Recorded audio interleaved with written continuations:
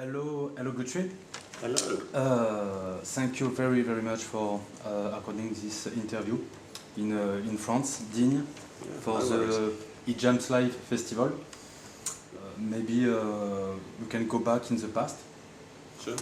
So, do you remember when you first understood that music was going to be your life, a big part of your life? I don't know. I started so young that to me it was like playing music was like speaking English. It was just a natural thing. Yeah. Before I went to school, I assumed everyone else could speak music as well. Yeah. So it's not like there was ever a decision to make music part of my life. It always has been. Yeah. Okay. In terms of making a career out of it, trying to make a living without having to put on a tie and get a haircut, I was probably in my early 20s. Okay. I spent a year at Oxford University reading English and then felt torn between the music and the academic stuff. So deliberately I kind of left university just to force myself to choose one road or the other. Yeah. And after that I figured I had to find a way to make a living out of it. And at this time, what kind of music were you listening during this period? Lots of funk and fusion and jazz and stuff like at the university. Around that time, guitar-wise, I guess I was very aware of Ron Bumblefoot. I was aware of Sean Lane. Sean Lane, yes. Those were kind of at the cutting edge, exciting, crazy guitarists for me. Okay. Followed the shrapnel type thing since since I was about 14, I guess, when I started hanging out with some older kids at school who knew about like the first Jason Becker album and things like that. I used to listen to all those albums and just try and figure out what each new guy had done. To be honest, I got bored with it after a while. It's like once I knew the guitar can do all these things, a lot of that music seemed to be so much about the guitar and so little about the music that I kind of drifted away. And with all the fusion stuff, it's like, shit, sax players have been behaving like this for years. They just don't have a silly word for it the way we have the word shred. So that seemed more like normal music. And when I drifted away from the world of shred, which I guess was a useful phase in my life, that was the next thing that I got really into. I've always tried to listen to lots of different music. I've never had one favourite style or anything like that. You need a varied diet to keep sane. Do you remember your first good guitar? Yes, Gibson SG Special. Gibson SG Special. Okay. Yeah, it was cream coloured. It had two P90 pickups. It had the thinnest neck in the world. And I was lucky. My family had a friend who was selling one. It's like vintage. Okay, so you buy it by yourself? Or it was a present? No, I was 7 years old. 6 or 7 when I had my first good electric guitar. Okay, good. My family somehow found the money to buy this severely underpriced vintage guitar. So in your family, you have some musicians? My father played a little bit. He wasn't great, but he was enthusiastic about music. I think that's the main thing that I learned from him. So there was often music in the house? Yeah, I learned more about how to listen to music than how to play music. My dad knew 5 chords, but he knew how to take music seriously, so when I was growing up, music was like a ceremony. You would put on an album and you would listen to it. It wasn't wallpaper, it was an art form, and I think that... And I guess you're working on a second solo album? I guess? You might think that.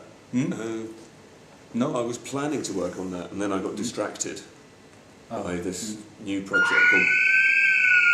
There is some fire?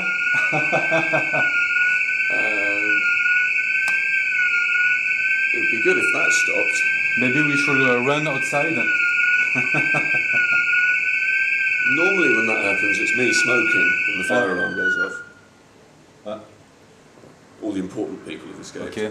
So you say no, you're not actually working on this? Well, I was planning to, and it would have been almost finished by now. And then this new project that I'm doing just kind of happened. And it's called The Aristocrats. It started in January of this year. I got a MySpace message from Brian Bella, who of course plays bass with Mike Keneally and occasionally Steve Vai and Death Clock and fun things like that, saying, "Dear Guthrie, I've got this trio gig I have to do at the NAMM show. It was meant to be me," this is Brian speaking, "it was meant to be me, Marco Miniman, you may have heard of him, and Greg Howe. Greg Howe's decided he can't make it, he recommended you. Do you want to come and play like half an hour of music at the NAMM show?" So I agreed to do that. I learned the tunes. We offered 2 tunes each from our back catalogue. And then we went there, did the gig, and it was just great. There was an unusual chemistry going on there. So it wasn't just 3 random musicians with chops thrown together. It felt like there was a real interaction thing. So you physically recorded together? Well, we physically met in a rehearsal studio the day before the gig. Okay. Started rehearsing, and then in the studio next door, someone had a seizure or a stroke or something like that, and we had to stop playing and wait for an ambulance to come and take this guy away. So I don't know if it was something we played, but he reacted very badly. I hope he's okay. So we have minimal rehearsal, and then just did the gig. And at the end of the gig, we all looked round at each other and said, "We should do more of this." That just felt good. Okay. So it's been really difficult in a lot of ways to make the album happen, but we found a way. We booked a studio in Chicago back in April. We wrote 3 songs each, exchanged MP3s, and then met in the studio in Chicago, and in I think 5 or 6 days we kind of arranged the songs and recorded them. And the mixing and the mastering are officially complete as of now. I think the artwork is complete. So all the creative decisions have been made. We're just working on the marketing and the release date. So we're looking at maybe very early September. The album will be available. Not too far. It's cool because everyone in the band is a writer and can submit a demo where they played or programmed all the instruments. And there's just a lot of energy. There's this rock, kind of insane attitude about it. It's very rock fusion.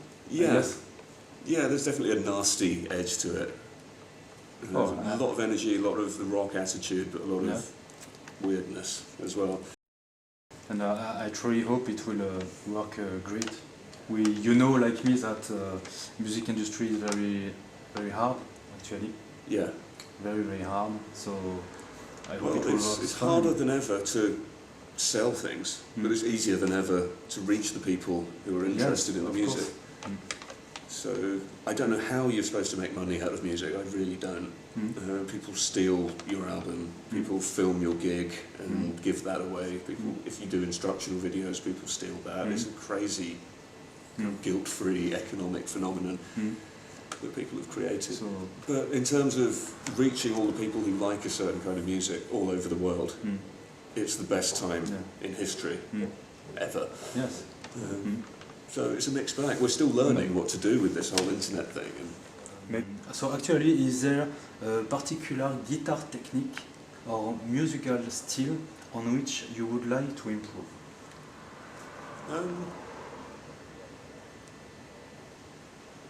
Yes.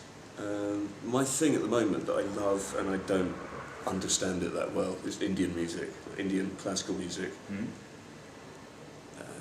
I want to get good at that, but it's not something that will happen overnight. Is it about the techniques with complex rhythms, with the end, this kind of thing, or more about melodies? It's all about up here. In terms of technique, I can play as many notes per second as I need to play.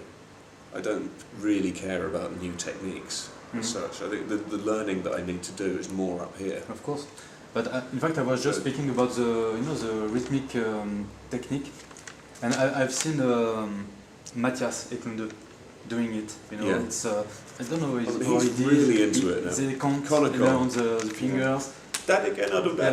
All that stuff. Well, Matthias is becoming an expert on this stuff. Every year I go to his freak guitar camp, and he's learned more about Indian music, and it's scary. And when he incorporates it with the metal thing he does, it actually works. So it's very exciting. Love what he's doing now. With a fruit chicken. Yeah. No, and you have... Indeed. Yeah, I know you love it. Yeah. All these t-shirts are made of bamboo. It's made So of it's bamboo. great when you you have to do a sweaty gig. It's a good fabric. Cool. Everyone buy one of Matthias's t-shirts. But no, the Indian thing for me, because I'm probably less disciplined than that, I just like listening to it. And some of it's what happens in between the notes. It's the melodic thing as much as the rhythmic thing, maybe even more. Okay. For me, they have a different way of phrasing between notes. The turns that the vocalists do are all different. I love what the slide guitarists do. Yeah. And there's a guy who does all that without the slide. His name is Prasanna. Anyone, internet people, if you don't know about Prasanna, prepare to be terrified. Okay. Thank you very much for your time. And tonight is going to be a great show, I'm sure. I hope you're right. Thank you very much. We'll do what we can. Thank All you. right, thank you.